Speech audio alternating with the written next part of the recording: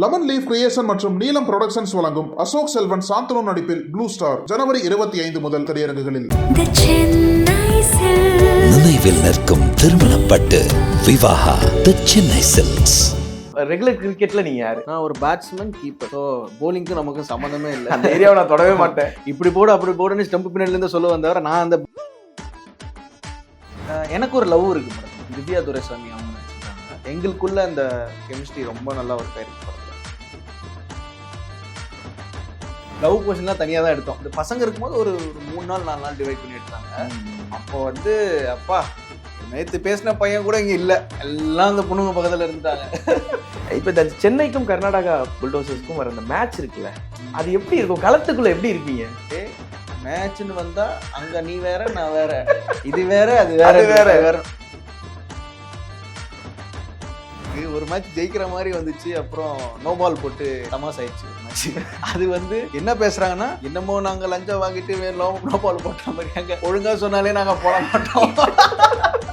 இல்ல லஞ்சம் வேற ரைட்டு. நீங்க அதெல்லாம் ஃபீல் பண்ணிருக்கீங்களா? நம்ம சொல்லமா டேய், எனக்கு நான் குள்ளன்றதே அவன் சொல்லி தானே எனக்கு தெரியும், அது வரைக்கும் எனக்கு தெரியாது, நான் அதை பத்திலாம் யோசிச்சதே இல்லைன்னு. அது சூப்பரான ஒரு விஷயம்னா, ஸ்கூல் படிக்கிற பையன் யதார்த்தமாக அது ஒரு ஃபங்க்ஷனுக்கு போகிறான், கடைசியில் அந்த மாப்பிள்ளை ஓடி போயிட்டாங்க, பொண்ணு வாழ்க்கை கற்றுருவேன், இவரே கல்யாணம் பண்ணுறதுலாம் யோசிச்சு பார்க்கும் போதே பயங்கரமாக இருக்குல்ல. இவர் வந்து அட்ரஸ் கேட்பாரு. இப்போ வந்து எங்கள் அப்பா இளநீ வெட்டிட்டு இருப்பாரு. இளநீக்காரரு அப்படின்னுவாரு. என்ன பைக்காரன்னு இவர் சொல்றாரு. ஒருத்தர் இளநீ வச்சா இளநீக்காரரா?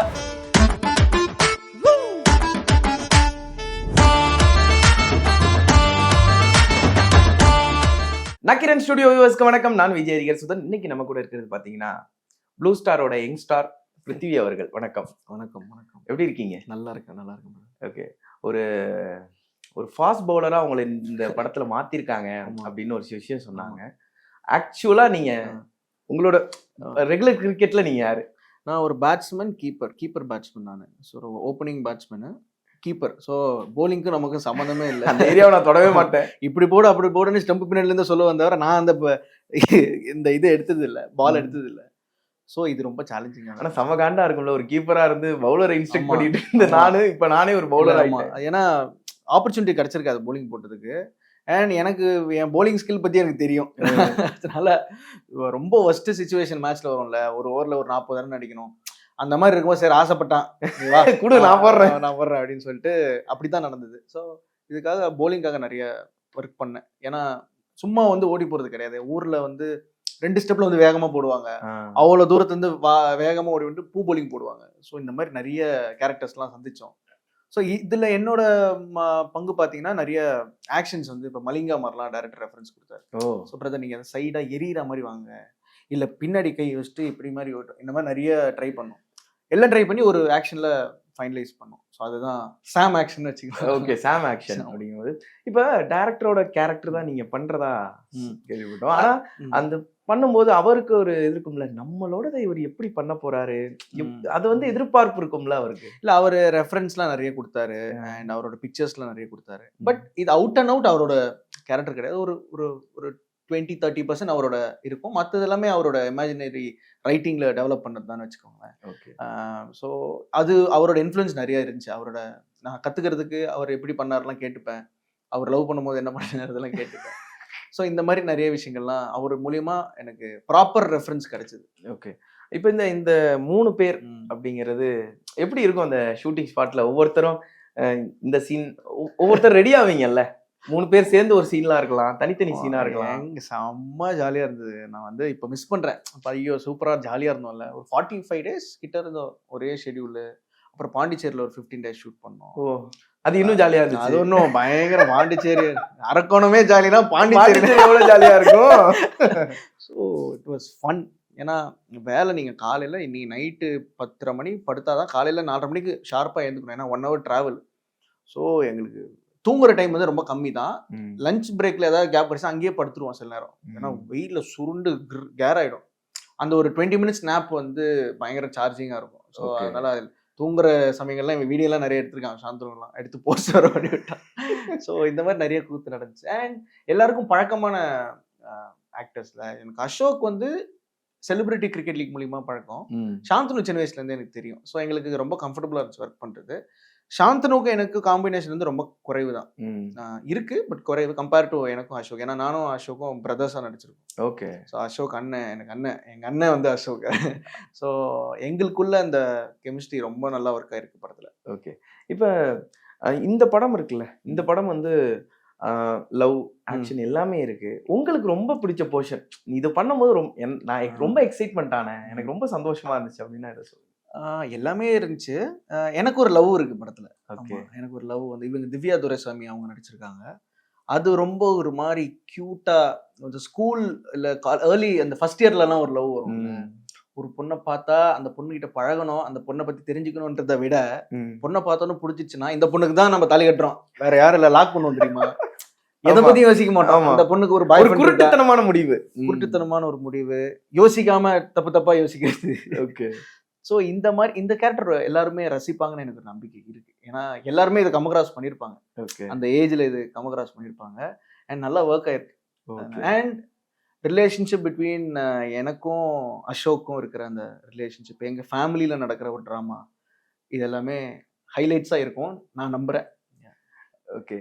இந்த ஒரு சில மெமரிஸ் நம்ம லைஃப்ல இருக்கும், ஸ்கூல் லைஃபா இருக்கட்டும், காலேஜ் லைஃபா இருக்கட்டும். இந்த ப்ளூ ஸ்டார் எந்த விஷயத்த திரும்பி உங்களுக்குள்ள கொண்டு வந்துச்சு? உங்க எல்லாருக்குள்ளயும் ஒரு டிஸ்கஷன் இருந்திருக்கும்ல, சே அப்படிங்கிற மாதிரி. எனக்கு வந்து நான் காலேஜ் லைஃப் நான் பார்க்கல. ஏன்னா நான் விஸ்காம் வந்து டிஸ்டன்ஸ் எஜுகேஷன்ல தான் பண்ணேன். ஸோ எனக்கு எப்பவுமே ஓகே நான் காலேஜ் லைஃப்பை மிஸ் பண்ணிட்டணும், ரிக்ரெட் இருந்துகிட்டே இருக்கும். ஓரளவுக்கு இந்த படத்துல அது பார்த்த மாதிரி எனக்கு ஒரு ஃபீல். ஏன்னா 45-50 days 60 days வித் மென் அவ்வளோ ஜாலியா இருந்தது. அந்த பசங்க கூட இருந்தாலும் அவ்வளோ அரட்டை அடிச்சிட்டு இருப்போம். அஃப்கோர்ஸ் பொண்ணுங்க இல்லாத ஒரு குறையா இருந்தது சில நாட்கள். வீட்டுல பாப்பாங்க சார். இல்ல அது ஒரு நடந்துச்சு. லவ் போர்ஷன்லாம் தனியா தான் எடுத்தோம். ஒரு இந்த பசங்க இருக்கும்போது ஒரு 3 நாள் 4 நாள் டிவைட் பண்ணி எடுத்தாங்க. அப்போ வந்து அப்பா நேத்து பேசின பையன் கூட இங்க இல்ல, எல்லாம் அந்த பொண்ணுங்க பக்கத்துல இருந்துட்டாங்க. ஸோ பயங்கர ஃபன்னா இருந்துச்சு. அண்ட் டான்ஸ் ஆனது மறக்க முடியாது. இந்த அரக்கோணம் சாங் ஆனோம். ஏன்னா நீங்க சாந்தனு கிட்ட பேசியிருந்தா அவன் டான்ஸ் ஆடுவான்னு தெரியும். அவர் பயங்கரமா ஆடுவான், பயங்கரமா ஆடுவான்னு தெரியும். எனக்கு ஆட பிடிக்கும். எனக்கு எப்படின்னா நான் என்ஜாய் பண்ணி ஆடுவேன். நான் வந்து ஒரு செலிப்ரேஷன் மூமெண்ட்ல ஒண்ணு வரும், அந்த மியூசிக் என் மைண்ட்ல இருக்கணும், அதை நான் ரிஃப்ளெக்ட் பண்ற மாதிரி ஆடுவேன். மோர் லைக் கொரியோகிராஃபர் மாதிரியோ பர்ஃபெக்டா இந்த வேவ் ஃப்ளோரிங் அதெல்லாம் பார்த்து ரசிப்பேன். ஆனா நமக்கு என்ன வருதோ அதை மாஸ் காட்டணும் அப்படின்னு சொல்லிட்டு மைண்ட்ல இருந்துச்சு. இந்த பாட்டு கரெக்டா அமைஞ்சுது. அண்ட் பாட்டு பார்த்த எல்லாருமே ரொம்ப அப்ரிஷியேட் பண்ணும்போது அவங்க ரொம்ப சந்தோஷமா இருந்துச்சு. என்னையும் சரி அசோக்கும் சரி. ஏன்னா அசோக்கும் இதுக்கு முன்னாடி பெருசா அந்த மாதிரி ஃபோக்லாம் ஆனது இல்லை. ஆமா, மேபி இப்போ இந்த ரீசன் சபாநாயகன்லாம் பண்ணியிருக்காரு. பட் இதுதான் அவருக்கு வந்து ரூட்டடான ஒரு ஃபிலிமா அமையும் அசோக்கும். ஸோ அந்த சாங் வந்து வெரி வெரி அன்ஃபர்கெட்டபிள் மூமெண்ட். அந்த ட்ரெயின் பக்கத்துல இருந்து ஆடினது அது ஒரு 10-12 டேக் ஆடி போன்னு வைங்களேன். எல்லா டேக்கும் தப்பா ஆடணும்னு நான் சொல்லல. அது ஒரு நாள் பொசிஷன் ஏதோ மாறிடும், ஃபோக்கஸ் இஷ்யூஸ் இருந்துச்சு. எல்லாத்தோட கரெக்டா ஆடும்போது ட்ரெயின் போயிட போகுதுன்னு ஒரு பயம் வேற எல்லாரும் இருந்துச்சு. ஏன்னா அது குறிப்பிட்ட டைம் வரைக்கும் தான் ட்ரெயின். ஓகே. அதுக்குள்ள முடிக்கணும். அதனால ரிஹர்சல்ஸ்லாம் நிறைய ரிஹர்சல்ஸ் பண்ணோம். அது மறக்க முடியாத அனுபவம். ஓகே. இந்த ரயிலின் அந்த ஒலிகள் பாட்டு வந்த அந்த தருணம் எப்படி இருந்துச்சு உங்களுக்கு? எல்லாருமே செம்ம ஹிட், அங்கங்க ஹிட் ஆயிடுச்சு. ஆக்சுவலி பாட்டு ரெடி ஆனதுக்கு அப்புறம் டைரக்டர் சொன்னா சூப்பர் மெலடி ஒன்று இருக்கு. ஓகே சரி ஓகே நம்ம படம்னாலும் எல்லாரும் அதான் சொல்லுவாங்க. ஆனா நீங்களும் அதுல வருவீங்கன்னு நினைக்கிறேன். எனக்கு தெரியல, எனக்கு தெரிஞ்சு நான் வரமாட்டேன்னு நினைக்கிறேன். ஏன்னா நான் படம் பார்க்கல. ஓகே, படம் பார்க்கல.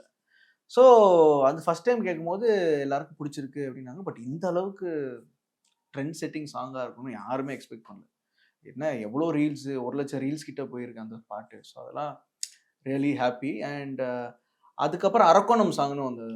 அரக்கோணம் ஏன்னா இப்போ கோவிந்த் வசந்தா பிரதர் வந்து அவரோட ஜானர் என்னன்னு எல்லாருக்குமே தெரியும். ஒரு மெலோடியா போட்டு எல்லாத்தையும் மைக்கி விட்டுருவோம். கரெக்ட். பட் அரக்கோணம் ஸ்டைல் வந்து கான்ட்ராஸ்டா, பயங்கர கான்ட்ராஸ்ட், ஃபோக் ரூட்டடா இருந்துச்சு. ஸோ அந்த பாட்டுல அறிவோட கான்ட்ரிபியூஷனும் சரி, கோவிந்த் வசந்தாவோட கான்ட்ரிபியூஷன் சரி, மிராக்கிள் செம்மையா இருந்துச்சு. ஓகே. அண்ட் அந்த பாட்டு படம் பார்த்ததோட அந்த பாட்டு பார்த்தோன்னே என்ன மாதிரி படம்ன்றது எல்லாருக்கும் கனெக்ட் ஆச்சு. ஸோ அந்த வேலை very thankful to the music director Kovind Vasantha. பெரிய ப்ரொடக்ஷன், டிபியூட் டைரக்டர் அப்படின்னு உள்ளார போகும்போது உங்களுக்கான எம்டியா போனீங்களா, இல்ல இங்கேருந்து நம்ம வெளியே வரும்போது நம்மளோட ஒரு நாம எப்படி நாம நினைச்சோமோ அது மாதிரி நம்ம வெளியே வரணும் அப்படிங்கிற எண்ணம்லாம் இருந்துச்சு? எம்டியா போனேன். எதுவுமே இல்லை. என்ன இந்த கேரக்டர் என்ன டிமாண்ட் பண்ணுது, இந்த கேரக்டருக்கு எவ்வளோக்கு எவ்வளோ நம்ம மைண்ட்ல வாங்குறோமோ அதோட ரிஃப்ளெக்ஷனாக நம்ம ஒன்று வேலை செய்யும், ஒரு மேஜிக் நடக்கும் அப்படி தெரிஞ்சு நிறைய இடத்துல நடந்தது. பர்ஃபார்ம் பண்ணும் போதே சரி, சில மேனரிசமு சில விஷயங்கள்லாம் நான் ப்ரிப்பேர் பண்ணவே இல்லை. ஓகே. இப்போ ஃபார் எக்ஸாம்பிள் இங்கேருந்து இங்கே போகிறேன்னா நான் சுற்றிலாம் வரல, இங்கே போகிற மட்டும் எனக்கு மைண்டில் தெரியும். ஆர்கானிக்காக ஒன்று நடக்கும், அந்த நேரத்தில் ஒரு மேஜிக் நடக்கும். அது நடந்துச்சு படத்தில். ஓகே.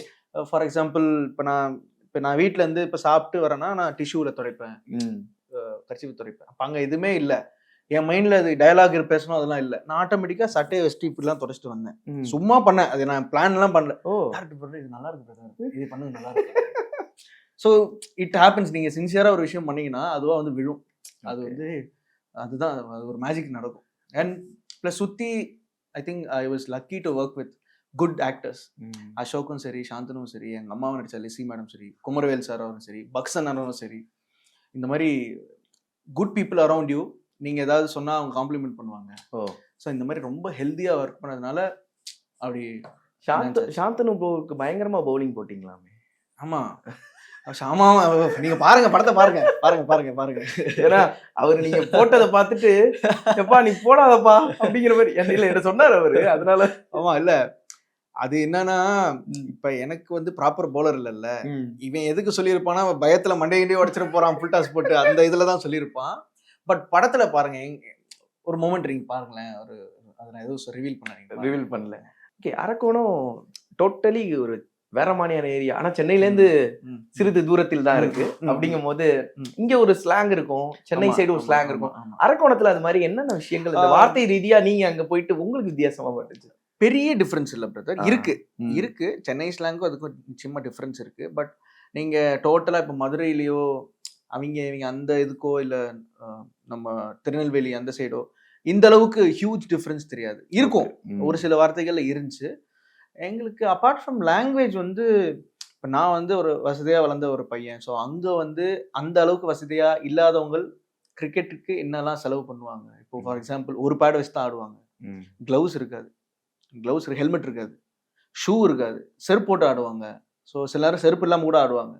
ஸோ இந்த மாதிரி நிறைய விஷயங்கள்லாம் நாங்கள் கோத்ரூ பண்ணுறது எங்களுக்கு ரொம்ப எக்ஸைட்டிங்காக இருந்துச்சு. இப்படி கூட கிரிக்கெட் ஆடுவாங்களா, எப்படி ஒரு டீம் ப்ரொஃபஷனலா ஒரு ஆர்த்தடாக்ஸ் கிரிக்கெட் ஆடிட்டு. ஏன்னா ஒரு டீமுக்கு ஒரு கிட் பேக் தான் இருந்துச்சு. ஒரு கிட் பேக் வச்சு எப்படா 11 பேர் ஒரு டைம்ல 2 பேர் ஒருத்தர் அவுட் ஆனா கூட எப்படி மாத்துவீங்கன்னா போற கேப்ல மாத்துவாங்க. ஸோ இந்த மாதிரிலாம் நடக்கும். அப்புறம் கிரிப்புக்கு வந்து இந்த கர்ச்சீஃப் சுத்திட்டு ஆடுவாங்க. இந்த மாதிரி நிறைய கேரக்டர் சந்திச்சோம். அதே மாதிரி நீங்க பார்த்தோன்னா ஒரு ப்ரெடிக்ஷன் வரல, ஒரு பிளேயர் வந்து இவர் நல்லா ஆட போறாரு. இப்போ எங்களுக்கு வந்து ப்ரொஃபஷனல் கிரிக்கெட்டிங் ஆடும்போது தெரியும் இவர் நல்லா ஆடுவாரா ஆட மாட்டாரா, பாடி லாங்குவேஜ் வச்சு கண்டுபிடிச்சு எப்படி பால் போட்டா இப்படி இந்த விக்கெட் விழுவும் அப்படின்லாம் தெரியும். பிளஸ் அங்க கண்டுபிடிக்க முடியாது. ஏன்னா திடீர்னு ரொம்ப குண்டா ஒருத்தர் வருவாரு, இவன் எங்க ஆட போறான்னா டமா டிம்னு அடிப்பாங்க. உள்ளே ஒருத்தர் வந்து பரிதாப நிலையில இருப்பாங்க, அவங்க பயங்கரமா பெர்ஃபார்ம் பண்ணுவாங்க. ஓகே. ஸோ நீங்க அங்க ஸ்கில்ல வந்து பார்த்தோன்னே நீங்க ஜட்ஜ் பண்ண முடியாது. ஸோ அந்த மாதிரி நிறைய கேரக்டர்ஸ் மீட் பண்ணோம். இந்த மாதிரி ஃபுட்டு, அங்க இருக்கிற ஃபுட்டு, ஏன்னா நான் எனக்கு சாப்பாடு ரொம்ப பிடிக்கும், ஃபுடி. அது படத்தை ஆரம்பிக்கும் போது ரொம்ப ரெஸ்ட்ரிக்ட் பண்ணோம், பிகாஸ் வெயிட் கம்மி பண்ண சொன்னார், ஒரு 12 kgs கம்மி பண்ண சொன்னார். ஏன்னா படத்துல வந்து ரொம்ப யங்குனா அசோக்கும் நானும் அண்ணன் தம்பி மாதிரி இருக்கணும்.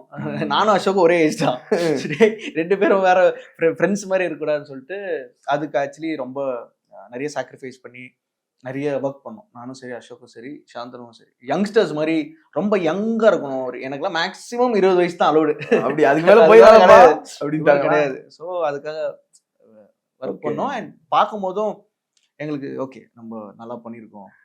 இது எப்படி ஆடியன்ஸ் வந்து it's up to the audience, அவங்க தான் ரிசல்ட்னு வச்சுக்கோங்க.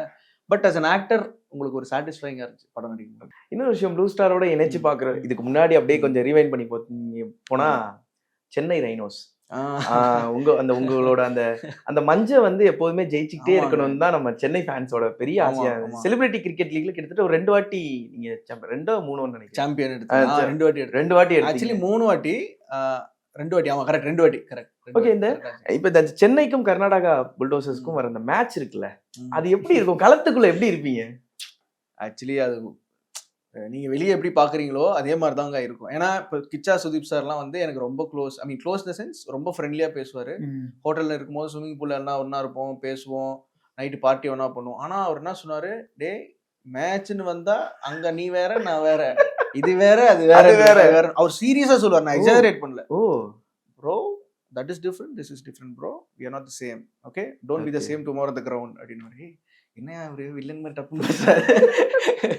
ஸோ அது பயங்கரமா இருந்துச்சு. ஏன்னா அவர் கீப்பர்ல ஆமா, என்ன பண்ணாலும் ஸ்லட்ச் பண்ணிக்கிட்டே இருப்பாரு. அவர் முறைச்சாருன்னா ஐயோ ஒரு வாட்டினாச்சு கடைசி ball of the over first இன்னிங்ஸ்ல 2 ரன் பாசிபிள் இருந்துச்சு. பட் நான் எப்படியா ஓடினோன்ட்டு போனா என் கையில பேட் இல்ல ரீச் ஆகும்போது, அவர் கையில பால் இல்ல. ஆனா 2 பேரும் டமால்னு முட்டிட்டு அவர் கீப்பர். ஓ 10 நிமிஷம் ஏந்துக்கவே, ஒரு 5 நிமிஷம் ஏந்துக்கவே இல்லைங்க அவரு. அப்படியே இருக்காரு இப்படியே. ஐயோ ஐயோ ஏதோ பண்ணிட்ட போல என்ன செய்ய போறாங்க இன்னைக்கு அப்படின்னு நினைச்சு அப்புறம் ஏந்தாரு. அப்புறம் சொன்னாடி, நீ என்னடா உன் காலா என்னடா அப்படி வந்து முட்டுற சார், நான் என்ன சார் வேண்டு வந்து முட்டுறேன், எனக்கு அவுட் ஆயிடுவாளா சார் அப்படின்னு.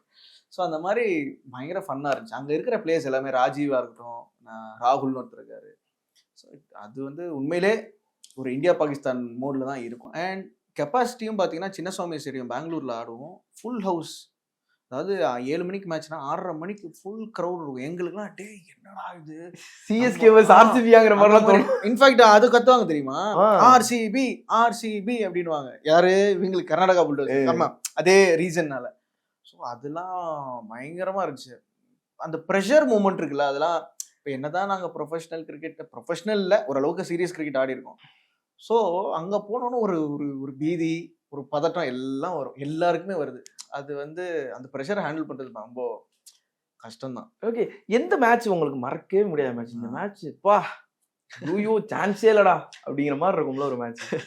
அது நிறைய மேட்ச் இருக்கு. ஒரு மேட்ச் ஜெயிக்கிற மாதிரி வந்துச்சு, அப்புறம் நோ பால் போட்டு தமாஸ் ஆயிடுச்சு ஒரு மேட்ச்.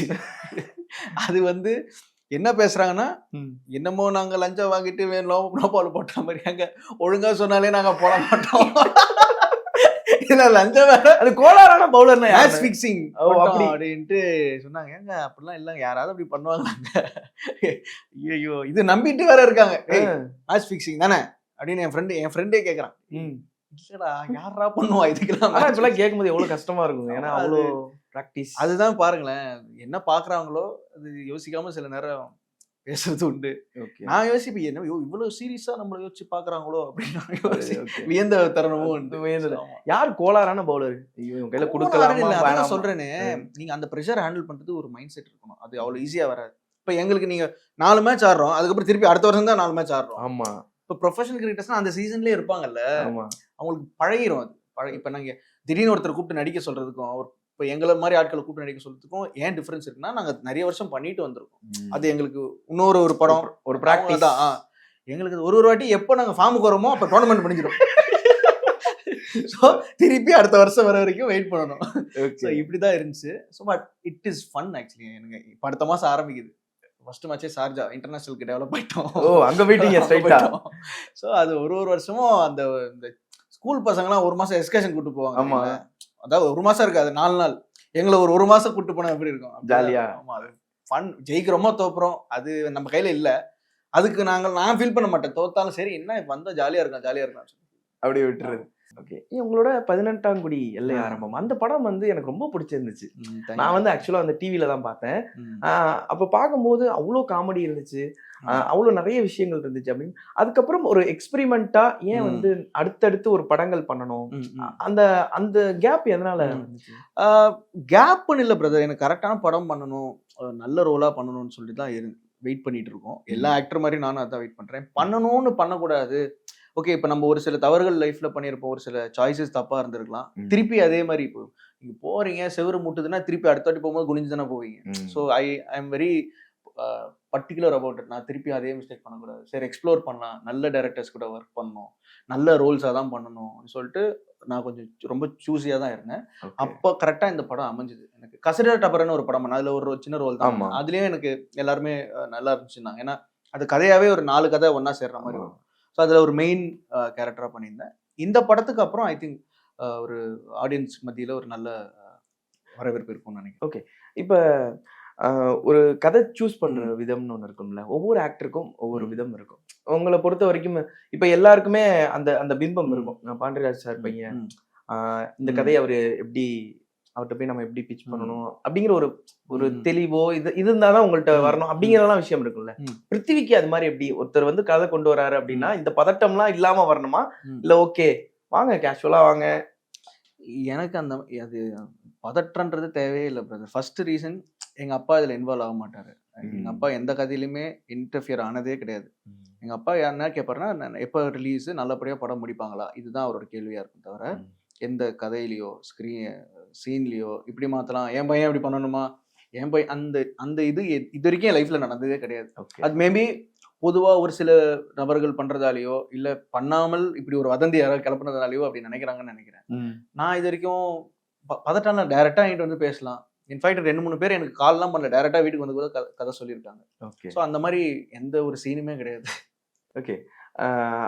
அப்பா ஒரு வாட்டி இன்டர்வியூ எடுக்கும்போது இந்த மென்ஸ் டே வந்தாலே அந்த அந்த அந்த ஒரு காமெடியை வச்சு வந்து இந்த உலகமே செலிப்ரேட் பண்ணுது. அது எங்க இன்ஸ்பிரேஷனா எடுத்தீங்க அப்படின்னு கேட்கும்போது உங்க தாத்தாவை சொன்னாங்க. ஓகே. அந்த விஷயம் உங்களுக்கு தெரியுமா?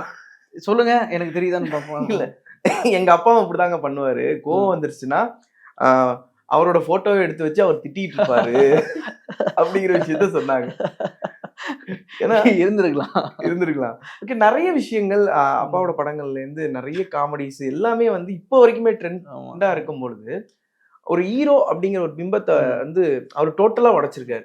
எப்படி ரஜினி சாரா இருக்கட்டும், விஜயகாந்த் சாரா இருக்கட்டும், அவங்க எல்லாம் வந்து ஒரு ரஜினி சார் வந்து கலர் பேஸ் பண்ணி அந்த ஒரு விஷயம் உடைச்சாரோ, ஹீரோனா ஹைட் இதெல்லாம் தேவையில்லை அப்படிங்கும் போது எந்த அளவுக்கு ஒரு ஆச்சரியமா உங்க அப்பாவை நீங்க பாக்குறீங்க? அது ஏன்னா பிரதர், எங்க அப்பா வந்து இப்ப என்ன சொல்லுவாருன்னா, யாராவது சொல்றாங்கன்னு வச்சுக்கோங்களேன், ஹைட்டு நீங்க அதெல்லாம் ஃபீல் பண்ணிருக்கீங்களா, நம்ம கொல்லமா, டேய் எனக்கு நான் குள்ளன்றதே அவன் சொல்லி தானே எனக்கு தெரியும், அது வரைக்கும் எனக்கு தெரியாது, நான் அதை பத்திலாம் யோசிச்சதே இல்லைன்னு. அது சூப்பரான ஒரு விஷயம். ஏன்னா இங்க நம்ம வந்தது நடிக்கிறதுக்காக. இங்க நம்ம மிலிட்ரிக்கோ ஆர்மி ட்ரைனிங்கோ போலீஸ் வேலைக்கோ வரல. ஹைட்டு பார்த்து வெயிஸ்ட் பார்த்து நெஞ்சு இப்படி நிறுத்துக்கலாம் வரல. அந்த கேரக்டருக்கு என்ன பண்ண முடியுமோ அதுக்கு நான் சூட்டா இருந்தேன்னா ஒரு நடிகனோட ஜாப் அதுதானே. ஆமா. ஸோ இவருக்கு என்ன பண்ண முடியும், ஒரு ஹீரோனா இப்படிதான் இருக்கணும், எல்லாத்தையும் உடைச்சிட்டு இப்படியும் ஒரு ஹீரோ இருக்கலாம்ப்பா, நடிச்சாலே போதும், இவரே அதுவும் லவ் பண்றாரு, ஃபைட் பண்றாரு, எல்லாமே பண்றாருப்பா இவர், அது ஆடியன்ஸ் ஏத்துக்கிட்டாங்களே. ஸோ அது வந்து பெரிய தைரியம், நிறைய பேருக்கு நம்பிக்கை கொடுத்துருக்கும் இல்ல. இப்போ நிறைய ஸ்டார்ஸ்க்கு அது நம்பிக்கை கொடுத்துருக்கலாம் நினைக்கிறேன். அந்த வகையில ஆமா, எங்க அப்பா பெரிய ஆள் தான். இல்ல, உங்களுக்கு தோன்றிருக்கும்ல இந்த மாதிரி படங்கள் வந்து இப்ப வந்தாலே பயங்கரமா இருந்திருக்கும். மாமா நம்ம அப்பா அப்பவே எடுத்திருக்காரு அப்படிங்கறத எந்த படத்தை சொல்லுவீங்க? அப்பவே எடுத்திருக்காருன்னா எனக்கு வந்து மனைவிரெடி பிடிக்கும். ஓகே. மனைவிரெடியா சார் கதையா அது ஒரு லைனா எனக்கு ரொம்ப பிடிக்கும். ஏன்னா ஒரு ஸ்கூல் படிக்கிற பையன் யதார்த்தமா அது ஒரு ஃபங்க்ஷனுக்கு போறான், கடைசியில அந்த மாப்பிள்ளை ஓடி போயிட்டாங்க, பொண்ணு வாழ்க்கை கெடுத்துருவாங்க, இவரே கல்யாணம் பண்றதெல்லாம் யோசிச்சு பார்க்கும் போதே பயங்கரமா இருக்குல்ல. வீட்டுக்கு வரும்போது ஒரு பொண்ணை கல்யாணம் பண்ணிட்டு வந்தான்னா என்ன அவஸ்தைப்படுவான், அந்த பொண்ணு கூட நெருங்க கூடாதுன்னா அது எப்படி அவனோட தாட்ஸ் எப்படி இருக்கும். இது எனக்கு ரொம்ப பிடிக்கும். அப்புறம் ஊரை தெரிஞ்சுக்கிட்டேன் எனக்கு ரொம்ப பிடிக்கும். ஓகே. அந்த சென்டிமெண்ட் எமோஷன்ஸ், அந்த தங்கச்சியோட விஷயங்கள், கதையா எனக்கு அது ரொம்ப பிடிக்கும். நெத்தியடி. ஓகே. நெத்தியடி கதைக்கு அப்பாற்பட்ட எனக்கு சின்ன சின்ன மூமெண்ட்ஸ். நான் என்ன யோசிச்சீங்க, பாட்டி சொல்லி தட்டாதே பிடிக்கும், அது பிடிக்காதுன்னு இல்ல, டக்குன்னு எனக்கு ஃபேவரட்ஸ்னு இருக்கு. எனக்கு நெத்தியடிலாம் ரொம்ப பிடிக்கும். எனக்கு நெத்தியடியில ஜனகராஜ் சாரோட ஒரு டெலிவரிலாம் எனக்கு ரொம்ப பிடிக்கும், நான் அடிக்கடி பார்ப்பேன். அப்புறம் அந்த கோண சித்தப்பா, ஒரு சில டயலாக்ஸ்லாம் நான் கூட பார்க்கும்போது, ஒருத்தர் வந்து அட்ரஸ் கேட்பாரு, இப்போ வந்து எங்க அப்பா இளநீ வெட்டிட்டு இருப்பாரு, இளநீக்காரரே அப்படின்னுவாரு, என்ன பைக்காரன்னு இவரு சொல்றாரு.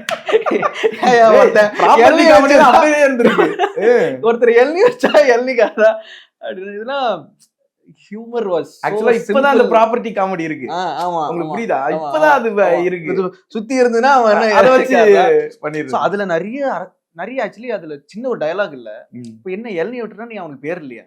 இளநீ வெட்டுனா அவனுக்கு ஒரு பேரு தானே, இளநீ வெட்டுறவனவரே இருக்கட்டுமே, பேர் வச்சு கூப்பிடலாமா? என்ன ஆட்டோக்காரரு இளநீ வெட்டுக்காரரு ஒரு பேர் இருக்குல்ல. சோ அதுல ஒரு பயங்கரமான அரசியல் இருக்கு. ஓகே. இது இப்ப பார்க்கும்போது எனக்கு தெரியும், இவ்வளவு விஷயங்கள் இருக்குதா போல. நம்ம சும்மா சிரிக்கிறது இல்ல, இது எத்தனை பேர் அட்ரஸ் பண்ணும்ல. எல்லா ப்ரொஃபஷனல் இருக்கவங்களுக்கும் என்ன பேர் கூப்பிடாத ஒருத்தர் எத்தனை பேர் ஃபீல் பண்ணிருப்பாங்க. பயங்கரமா இருக்கு dialogue. Okay. Blue star Jan 25 world wide release ஆகுது. இந்த படம் உங்களுக்கா இருக்கட்டும், அசோக் செல்வன் பிரதருக்கா இருக்கட்டும், சாந்தனு ப்ரோக்கா இருக்கட்டும், உங்க 3 பேருக்குமே ஒரு மிகப்பெரிய ஒரு வெற்றி படமா அமையணும். அடுத்தடுத்து நீங்க பல சக்சஸை நீங்க பார்க்கணும்னு சொல்லிட்டு எங்களோட வாழ்த்துக்கள். Thank you so much. தேங்க்யூ.